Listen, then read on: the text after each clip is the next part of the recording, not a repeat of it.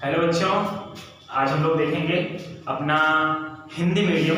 ये आपका जो वीडियो होगा वो हिंदी मीडियम पे होगा। ठीक है, हिंदी मीडियम के बच्चों के लिए बहुत ही लाभदायक होगा। और हमको कौन सा चैप्टर आज देखना है, हम समांतर श्रेणी तक देख चुके थे और आगे हमारा चैप्टर कौन सा होगा, निर्देशांक ज्यामिति। क्या होगा? निर्देशांक ज्यामिति। ज्यादा से ज्यादा बच्चों के पास शेयर करिए, जो भी हिंदी मीडियम के बच्चे हैं उनके पास ज्यादा से ज्यादा शेयर करिए, जिससे वो भी इससे लाभान्वित हो सके। ठीक है, इससे लाभ उठा सके इस वीडियो से। ठीक है, हम देखेंगे क्या, निर्देशांक ज्यामिति, कोऑर्डिनेट ज्योमेट्री। इसमें क्या करना है हमको, इसमें क्या होता है, आपने कक्षा 9 में कुछ चीजें पढ़ी होंगी। ठीक है, जैसे कुछ इसके बेसिक्स के बारे में आपने पढ़ा होगा। ठीक, तो मैं बेसिक से लेकर के चलूंगा, तो अगर कक्षा 9 के बच्चे भी देख रहे हैं तो उनको भी अपना चैप्टर क्लियर हो जाएगा, वो भी इस वीडियो को देख सकते हैं। तो कृपया पूरा देखिए, तभी आपको ये समझ में आएगा। ठीक है, निर्देशांक ज्यामिति की अगर मैं बात करूं, ठीक, तो नाम यहां पे आ रहा है ज्यामिति। ठीक, अगर ज्यामिति ज्योमेट्री की बात हो रही है, मतलब कहीं ना कहीं हमको लाइन बनाना है, पॉइंट बनाना है। ठीक है, ऐसे चीजों का क्या करना है, यूज करना है। ठीक है, रेखा का यूज करना है, बिंदु का यूज करना है, तो ऐसी चीजों का यूज इसमें होगा। निर्देशांक ज्यामिति का यूज क्यों करते हैं हम, ये पर्टिकुलर हमको किसी भी जगह की पोजीशन पता करने के लिए, ठीक है, किसी भी जगह का एग्जैक्ट पोजीशन पता करने के लिए, किसी एक जगह के कंपैरिजन में, ठीक है, किसी एक जगह की तुलना में कितना दूर है कोई जगह, ठीक है, उसका एग्जैक्ट पोजीशन बताने के लिए, एग्जैक्ट लोकेशन बताने के लिए हम निर्देशांक ज्यामिति के बारे में पढ़ते हैं। जैसे कि मैं अगर बोलूं कि मैं खलीलाबाद में हूं, ठीक है, मैं खलीलाबाद में खड़ा हूं, और अगर मैं बोलूं कि गोरखपुर मुझसे कितना दूर है, ठीक है, तो मैं अपने कंपैरिजन में अपने आप को कहां पे मानूंगा, 0 पे। ठीक है, तो मुझसे गोरखपुर कितना दूर है, तो मैं ये क्या बताऊंगा, दूरी बताऊंगा। ठीक है, तो मुझे खुद को क्या मानना पड़ेगा, एक बिंदु मानना पड़ेगा जो निश्चित है, और मुझसे ही दूरी क्या करनी पड़ेगी, देखनी पड़ेगी, तुलना करनी पड़ेगी। ठीक है, तो यहां भी क्या होता है, 2 लाइन होती है। ठीक, तो अभी हमको जो पढ़ना है इसको हम बोलते हैं कार्तीय निर्देशांक पद्धति। ठीक है, कार्तीय मतलब कार्टेशियन होता है, कार्टेशियन कोऑर्डिनेट्स के बारे में हम लोग पढ़ेंगे। इसमें क्या होता है, 2 लाइन होती हैं। ठीक है, एक आपका क्या होता है, क्षैतिज और एक ऊर्ध्वाधर। ठीक है, ये एक दूसरे को क्या करती हैं, 90 अंश पे काटती हैं। क्या करती हैं, 90 अंश पे। अब एक चीज ध्यान दीजिएगा कि ये लाइन हमेशा क्या होंगी, ऊर्ध्वाधर, और ये हमेशा क्षैतिज ही होंगी। इसको हम ये मत सोचिएगा कि इनके बीच में 90 अंश का कोण है तो ये ऐसे भी हो सकती है, नहीं, ये ऐसे नहीं हो सकती हैं, ये केवल कैसी होंगी, ठीक है, ये कैसी होगी, एकदम ये क्या होगी, आपकी क्षैतिज रेखा होगी और ये ऊर्ध्वाधर रेखा होगी। इस रेखा को हम क्या बोलते हैं, यक्ष अक्ष। क्या बोलते हैं, यक्ष अक्ष बोलते हैं। इसको हम क्या बोलते हैं, वाई अक्ष। ठीक है, दिख रहा होगा आपको, बहुत ही अच्छे तरीके से दिखाई दे रहा है। ठीक है, चलिए, ठीक, इसको बोलते हैं यक्ष अक्ष, इसको बोलते हैं वाई अक्ष। इस पे यक्ष अक्ष पे हम जितनी दूरी तय करते हैं, चाहे इधर तय करें चाहे उधर तय करें, उसको हम बोलते हैं उस दूरी का। इसमें दूरी जो होती है उसको हम एक ब्रैकेट में दिखाते हैं, किसमें, स्मॉल ब्रैकेट में, एक छोटे कोष्ठक में दिखाते हैं, और यहाँ पे x वाले दूरी को दिखाते हैं और यहाँ पे y वाले, मतलब x अक्ष के दिशा में जितना हम चलेंगे उसको यहाँ पे लिखेंगे, और y अक्ष की दिशा में जितना हम चलेंगे उसको यहाँ पे लिखेंगे। ठीक है, इसको हम बोलते हैं भुज और इसको बोलते हैं कोटि। ठीक है, भुज और कोटि बोलते हैं। ठीक, अब ध्यान दीजिएगा, इधर वाले डायरेक्शन को, इधर वाले दिशा को, दाहिनी दिशा को हम क्या लेते हैं, धनात्मक। क्या लेते हैं, धनात्मक। इधर वाली दिशा को, बाएं तरफ की दिशा को क्या लेते हैं, ऋणात्मक लेते हैं। ठीक है ना, और ऊपर की दिशा को क्या लेते हैं, y के ऊपर की दिशा को धनात्मक, और नीचे की दिशा को क्या लेते हैं, ऋणात्मक लेते हैं। ठीक है, तो इस अक्ष पे जो भी हम दूरी लेंगे उसको हम क्या बोलेंगे, भुज, और इस अक्ष पे हम जो भी दूरी लेंगे उसको हम क्या बोलेंगे, कोटि बोलेंगे। लेकिन एक चीज आप ध्यान दीजिएगा, बहुत ही जरूरी चीज आप लोग को ध्यान देनी है, क्या, कि अगर मैं यक्ष अक्ष के ऊपर कोई बिंदु लेता हूं, जैसे मान लो आप 1 2 3, और इस बिंदु को हम क्या बोलते हैं, मूल बिंदु। ठीक है, क्या बोलते हैं, मूल बिंदु, इसको बोलते हैं ओरिजिन। ठीक है, ओरिजिन बोलते हैं। और इसका निर्देशांक कितना होता है, 0,0। ठीक है, मतलब यहाँ पे इस वाले बिंदु पे जहां पे ये दोनों एक दूसरे को x अक्ष y अक्ष जहां पे कट करता है एक दूसरे को, ठीक है, काटता है, उसको हम बोलते हैं मूल बिंदु, ओरिजिन बोलते हैं। और यहाँ पर भुज का मान भी क्या होगा, 0, और कोटि का मान भी क्या होगा, 0। इसीलिए इसका निर्देशांक क्या होता है, 0,0। निर्देशांक का मतलब होता है कि पता। ठीक है, निर्देशांक ज्यामिति में निर्देशांक का मतलब क्या होता है कि उस बिंदु की स्थिति, कि वो बिंदु है कहां पे। जैसे आपसे बोला जाए 3,2 कहां पे होगा। ठीक, मतलब इसका क्या हुआ कि भुज कितना है, 3, मतलब x अक्ष के दिशा में हमको कितना चलना है, 3 चलना है। मतलब क्या हो गया, अभी मैं इसको मिटा देता हूं थोड़ी देर के लिए। ठीक है, x अक्ष की दिशा में हमको कितना चलना है, 3। तो यहाँ पे 0 है, ये 1, ये 2, ये 3, तो हम यहाँ पे आ गए, यहाँ से चलना हमने शुरू किया। ठीक है बाबू, यहाँ पे चलना हमने शुरू किया बच्चों।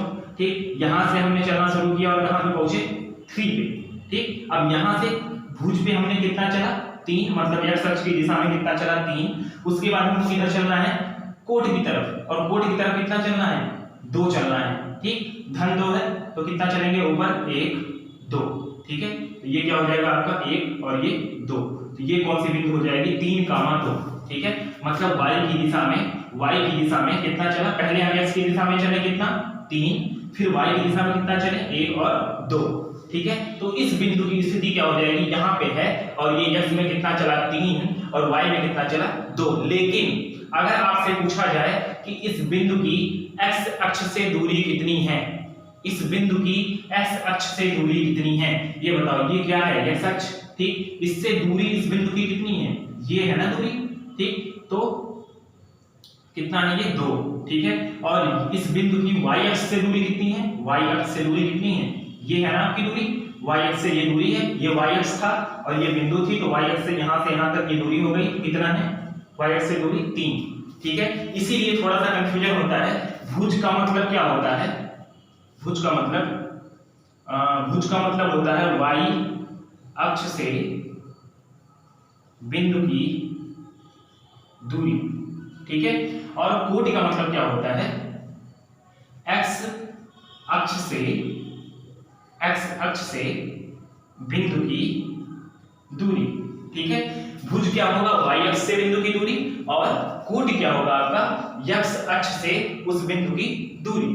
ठीक है, तो ये आपका क्या हो गया, दूरी बताने के लिए, किसी पॉइंट को दर्शाने के लिए आपको कक्षा 9 में ही पढ़ाया जाता है, तो मैं केवल आपको बता रहा था, समझा रहा था। एक चीज और ध्यान दीजिएगा, इसको हम क्या करते हैं, जब हम कार्तीय निर्देशांक पद्धति की बात करते हैं, तो हम 4 पार्ट में क्या करते हैं, डिवाइड करते हैं, जो आपको दिख भी रहा है 4 पार्ट में। इसको हम बोलते हैं प्रथम चतुर्थांश, चतुर्थांशों में डिवाइड करते हैं। ठीक, चतुर्थांश क्यों बोल रहे हैं, आपको दिख रहा है साफ साफ। ठीक है, इसको फर्स्ट क्वाड्रेंट, इसको सेकंड, इसको थर्ड, इसको फोर्थ चतुर्थांश। ठीक है, क्यों बोल रहे हैं ऐसा, क्योंकि 4 पार्ट में क्या है, ये इक्वल डिवाइड किया गया है, आप देख रहे होंगे। ठीक, इसमें जो भी बिंदु होगी वो दोनों क्या होंगे, धनात्मक होंगे। क्यों भाई, x अक्ष भी धनात्मक है, y वाला भी इसमें धनात्मक आएगा। इसमें आपका x अक्ष निगेटिव वाला, ठीक, ऋणात्मक वाला, और y किसमें आएगा, पॉजिटिव वाला। तो मतलब x क्या है, ऋणात्मक, और y क्या है, धनात्मक। ठीक है, इसमें आपका दोनों क्या होगा, ऋणात्मक, इसमें क्या होगा, x धनात्मक और y ऋणात्मक। मतलब कहीं पे भी धन वाला अगर पॉइंट है, दोनों पॉइंट क्या है, मतलब भुज और कोटि दोनों क्या है, धनात्मक है, तो हम बोलेंगे किस क्वाड्रेंट में है, फर्स्ट क्वाड्रेंट में। अगर एक ऋण में है, भुज ऋण में है और कोटि धन में है, तो हम बोलेंगे सेकंड चतुर्थांश, द्वितीय क्वाड्रेंट में। ठीक है, अगर ये क्या है, दोनों ऋण है, तो बोलेंगे तृतीय चतुर्थांश में, और अगर भुज धन में है और कोटि ऋण में है, तो हम क्या बोलेंगे, चतुर्थ चतुर्थांश में। ठीक है, समझ में आया आपको। तो ये तो हो गया आपका क्या, बेसिक। ठीक है, आप इसका स्क्रीनशॉट ले सकते हो समझने के लिए, केवल ये आपका बेसिक हो गया। अब मैं आपको आगे बढ़ाता हूं थोड़ा सा। ठीक, इस चैप्टर का जो पहला फार्मूला है वो क्या है, दूरी का फार्मूला। ठीक, 2 बिंदुओं के बीच की दूरी निकालना, ठीक है ना। तो मैं आपको प्रूव करके बताऊंगा जिससे आपको चीजें समझ में आए, ठीक है, ध्यान दीजिएगा, ठीक है। चलिए देखिए, ये हो गया आपका, मैं थोड़ा बड़ा बनाऊंगा जिससे आपको दिखाई दे। चीजों को समझ के करिएगा तभी आपको समझ में आएंगी चीजें। कुछ चीजें आपको linear equation in two variable मतलब दो चर के समीकरण वाले पार्ट में ही बताया गया, थोड़ा सा हल्का सा इसके बारे में। ये x अक्ष हो गया, ये y अक्ष हो गया। अगर मैं एक क्या लेता हूं, एक बिंदु ले लूं A और एक बिंदु B, इनको मिलाया जाए, ठीक है, इनको मिला दिया जाए और ये आपकी क्या हो गई, रेखा AB, ठीक है। अगर मैं आपसे बोलूं कि A और B के बीच की दूरी ज्ञात करिए, क्या ज्ञात करिए, अगर मैं आपसे बोलूं कि A से B के बीच की दूरी ज्ञात करिए और इसका फार्मूला जरा हमको डिराइव करके बताइए, तो आप कैसे निकालोगे। अगर मैं बोलूं कि A का निर्देशांक x1, y1 है, क्या है, x1, y1, ठीक। अगर मैं बोलूं B का निर्देशांक क्या है, x2, y2 है, ठीक। तो आपको कुछ चीजें पता चल जाएंगी, जैसे क्या, इसका निर्देशांक क्या होता है, 0, 0, ठीक है। क्यों, क्योंकि ये क्या होता है, मूल बिंदु होता है, ठीक है। अब इस बिंदु को अगर मैं बताऊं कि ये बिंदु जो है वो भुज पे कितना चला होगा या अक्ष पे कितना चला होगा, तो आप बता लोगे कि ये दूरी कितनी होगी, यहां से यहां तक की आप बता लोगे कि ये क्या होगी, x1 होगी। दिख रहा है ना आपको, ठीक है, ये दूरी क्या होगी, x1 होगी। क्यों, आपको इस पॉइंट को देख करके पता चल रहा है, बिंदु को देख के पता चल रहा है। y1 कितना होगा, y1 कितना होगा, यहां से यहां तक की दूरी ये कितनी होगी, y1 होगी आपकी, ठीक। इसी प्रकार से ये x2 है, मतलब अगर मैं इसको एक रेखा खींचूं, ठीक, और यहां से यहां तक की दूरी बताऊं आपको, तो ये कितना हो जाएगा, आपका x2 हो जाएगा। कैसे, ये वाला बिंदु इस वाले बिंदु पर जाने के लिए पहले हमको भुज पर कितना चलना पड़ा होगा, x2 चलना पड़ा होगा, जो हम यहां से स्टार्ट किए होंगे और x2 पे आए होंगे। उसके बाद हम कितना चले होंगे, y2 चले होंगे, मतलब इस बिंदु से इस वाले बिंदु तक पहुंचने के लिए हम कितना चले होंगे, y2, मतलब ये हो गया आपका y2, ठीक है ना। अब मैं आपसे एक बात करूं, क्या, अगर मैं आपसे बोलूं कि AB हमको निकालना है, क्या निकालना है, AB हमको निकालना है, और अगर मैं इसको नाम दे दूं D, डिस्टेंस मान लो D मान लो, दे दूं इसको नाम, ठीक है, कि हमको D निकालना है, ठीक है। तो अगर मैं यहाँ पे एक नाम थोड़ा सा दे दूं, ये इसको P बोल दूं, इसको Q बोल दे रहा हूं, ठीक, और मैं इसी के समांतर PQ के समांतर इस पे एक रेखा खींचता हूं, इस पे, ठीक, और इसका नाम दे देता हूं M, ठीक है ना। ध्यान दीजिएगा, PQ के समांतर हमने एक रेखा खींचा जिसका नाम दे दिया AM, देखो A उस तरफ है और M दूसरी तरफ है, ठीक है। उसके बाद अगर हमको ये निकालना है, क्या, ये अगर निकालना है, तो आप देखिएगा कि त्रिभुज AB और M ये क्या है, एक समकोण त्रिभुज है या नहीं, समकोण त्रिभुज है कि नहीं, आप बताओ। ABM समकोण त्रिभुज है या नहीं है, ठीक है, आप लोग मुझे बताओगे, ठीक है भाई। ABM समकोण त्रिभुज है, बोलोगे सर है, नाम सही से दे दो भाई इनका, AMB ले लेता हूं क्योंकि M पे ही 90 अंश का कोण बना है। अगर मैं बोलूं कि इस समकोण त्रिभुज में, ठीक, अगर आपको समकोण त्रिभुज कहीं भी मिल जाता है तो आपके दिमाग में एक ही फार्मूला आता है, बाबा पाइथागोरस थ्योरम, ठीक है। पाइथागोरस का प्रमेय क्या होता है, पाइथागोरस प्रमेय क्या होता है,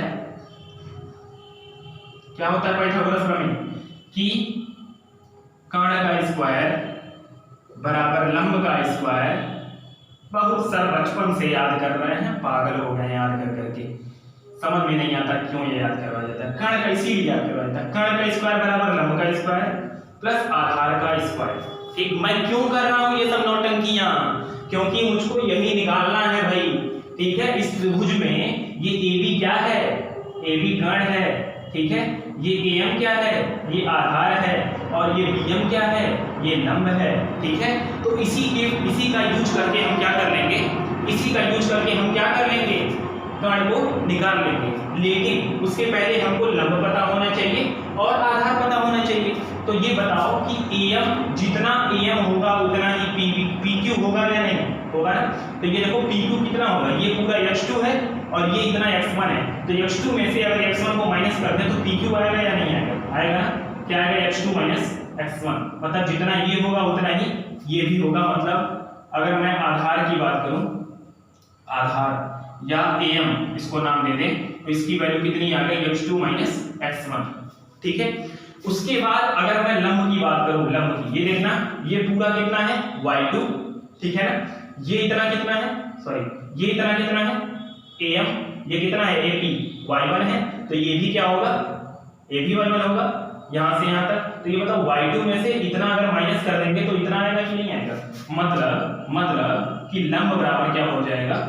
bm, और bm जो होगा वो क्या होगा? y2 माइनस y1 के बराबर। कैसे? ये पूरा y2 था, उसमें से हमने इसको माइनस कर दिया। अब कहोगे सर ये कहाँ है? ये यहाँ पे है, जितना ये होगा उतना ही ये भी होगा। क्यों? क्योंकि ये रेखा और ये रेखा समांतर है, ठीक है। तो क्या आ गया? आधार आ गया, लंब आ गया। भाई कर्ण तो निकल जाएगा। कैसे निकलेगा? कर्ण का स्क्वायर बराबर लंब का स्क्वायर। लंब कितना है? y2 माइनस y1 का whole square plus x2 minus x1 का होल स्क्वायर, ठीक। कर्ण का मान हमने क्या माना था? d, चलो d लिख देते हैं, स्क्वायर को उधर भेज दो तो हो जाएगा d equal to y2 minus y1 का whole square plus x2 minus x1 का होल स्क्वायर। ये आपका क्या होता है? दूरी का फार्मूला, ठीक है। ये आपका क्या होता है? दूरी का फार्मूला। तो इसके लिए आपको दिमाग में रखना क्या पड़ा? आपको दिमाग में पाइथागोरस थ्योरम रखना पड़ा, और उसके बाद आपको कुछ बेसिक चीजें रखनी पड़ी दिमाग में कि अगर ए का, मैंने क्या किया, मैं नॉर्मली एक लाइन लिया, ठीक है, ए बी पॉइंट को मिलाने वाली एक ए बी बिंदु को मिलाने वाली एक रेखा लिया, ठीक है। हमको इसका निर्देशांक पता था, इसका निर्देशांक अगर पता था तो हमको ये पता चल गया ये कितना दूर होगा, ये कितना दूरी होगा, ये कितना दूरी होगा, ये कितना दूरी होगा, ये सब पता चल गया। उसके बाद हमने एक समकोण त्रिभुज बनाया, और समकोण त्रिभुज जहां पे आया वहां पे हमने पाइथागोरस को बुलाया, ठीक है। अगर पाइथागोरस को बुलाया तो पाइथागोरस लगाने के बाद हमारा ये फार्मूला आया, ठीक है। और अगर फार्मूला आया तो हमने सवाल को भी लगाया, ठीक है ना। तो क्वेश्चन कैसे लगाएंगे हम देखिएगा। क्वेश्चन कैसे लगेगा आपका समझ में आ गया। डी फार्मूला कैसे आ गया? फार्मूला क्या आ गया? डी इक्वल टू डिस्टेंस का फार्मूला क्या आ गया? अंडर रूट में y2 माइनस y1 का होल स्क्वायर। दूरी का फार्मूला आपका क्या आया? y2 अंडर रूट में y2 माइनस y1 का whole square plus x2 minus x1 का होल स्क्वायर, ठीक है। ये आपका क्या आ गया? फार्मूला आ गया, ठीक है। अब आपसे क्वेश्चन कुछ भी पूछ सकता है, कई प्रकार से क्वेश्चन आपसे पूछा जा सकता है कि नॉर्मली क्या दिया होगा? दो बिंदु दिया होगा कि भाई ए बिंदु है ये 3,2 और एक भाई दूसरा बिंदु है बी 4,3, तो बताइए इन दोनों के बीच में कितनी दूरी होगी, ठीक है। तो आपसे ऐसे ही साधारणतया पूछ लेगा, तो आप क्या करोगे? सबसे पहले x1 3, y1 2, x2 4, y2 3, ठीक है। ये सब मान पता है, आप सीधे फार्मूले में रखोगे दूरी बराबर अंडर रूट में y2 माइनस y1 मतलब 3 माइनस 2 का whole square plus x2 minus x1 मतलब 4 माइनस 3 का होल स्क्वायर। आप कहोगे सर ये 3 में से 2 जाएगा, 1 आएगा, बहुत बड़ी चीज हम जानते हैं, और 4 में से 3 जाएगा तभी 1 आएगा, बहुत बड़ी चीज ये भी हम जानते हैं। बहुत गर्मी हो रही है। 1 का स्क्वायर 1 का स्क्वायर 1 अंडर रूट में 2 मान रख, ये क्या आ जाएगा इसका आंसर, ठीक है। तो आज के वीडियो में बस इतना ही। हमने क्या सीखा? दूरी का फार्मूला हमने सीख लिया कि अगर दो बिंदुओं के बीच की दूरी निकालनी है तो हम कैसे इसको हल करेंगे, ठीक है। और थोड़ा सा निर्देशांक ज्यामिति का हमने बेसिक भी सीख लिया कि किसको भुज बोलते हैं, किसको कोटि बोलते हैं, और कैसे किसी बिंदु को हम दर्शाते हैं किसके निर्देशांक ज्यामिति पे, ठीक है, सॉरी कार्तीय निर्देशांक पे, ठीक है ना। तो इतना ही आप इसको देखिएगा, और आगे वाले लेक्चर में फिर मैं थोड़ा सा क्वेश्चन और थोड़े से और नई चीजें लेके आऊंगा, ठीक है बच्चों। Thank you.